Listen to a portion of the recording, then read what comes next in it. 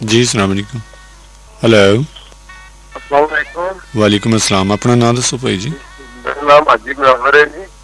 जी ਗੁਜ਼ਾਰਿਸ਼ ਹੈ ਕਿ ਮੁਹੱਬਤ ਤੇ ਸਮਝੌਤਾ ਜਿਹੜਾ ਹੈ ਨਾ, ਦੋਨੋਂ ਚੀਜ਼ਾਂ ਜਿਹੜੀਆਂ ਨੇ, ਇਹ ਤੁਸੀਂ ਇਹ ਸਵਾਲ ਪੈਦਾ ਕਰ ਦਿੰਦੇ ਹੋ ਕਿ ਕਿਸੇ ਨੂੰ ਇਹ ਜ਼ਰੂਰੀ ਨਹੀਂ ਕਿ ਹਰ ਬੰਦਾ ਤੁਹਾਨੂੰ ਸਹੀ ਜਵਾਬ ਦੇਵੇ। ਐਵੇਂ ਟਾਈਮ ਲਾਇਆ ਕਰਦੇ ਨੇ। ਤੁਸੀਂ ਇਹਨਾਂ ਲੋਕਾਂ ਨੇ ਇਹ ਪੁੱਛਿਆ ਕਰੋ ਕਿ ਆਲੂਆਂ ਦਾ ਕੀ ਰੇਟ ਹੈ ਤੇ ਸਬਜ਼ੀ ਦਾ ਕੀ ਰੇਟ ਹੈ। नहीं नहीं है सर, अपने बहुत सारे देखो नहीं ਤੁਹਾਡੇ ਵਰਗੇ ਕਾਫੀ ਸਾਰੇ ਸਿਆਣੇ ਵੇਖੋ। ਹਿਨਾ ਮਲਿਕ ਨੇ ਜਿਹੜੀ ਗੱਲ ਕੀਤੀ ਹੈ, ਵਾਕਈ ਮੈਂ ਬਹੁਤ ਮੁਤਾਸਰ ਹੋਇਆ ਉਹਨਾਂ ਨੇ ਜਿਹੜੀ ਗੱਲ ਕੀਤੀ ਹੈ ਨਾ। ਬਾਰਾ ਮੈਂ ਸੁਣ ਕੇ ਬੜਾ ਪਰੇਸ਼ਾਨ ਹੋ ਜਾਣਾ ਕਿ ਇੰਨਾ ਛੋਟੀ ਜਿਹੀ ਗੱਲ ਨੂੰ ਲੋਕ ਨਾ ਬੜੇ ਪਾ ਕੇ ਤੁਸੀਂ ਦੱਸ ਦਿਓ ਦੋ ਲਾਈਨਾਂ ਦੱਸ ਦਿਓ ਭਾਈ ਸਾਹਿਬ।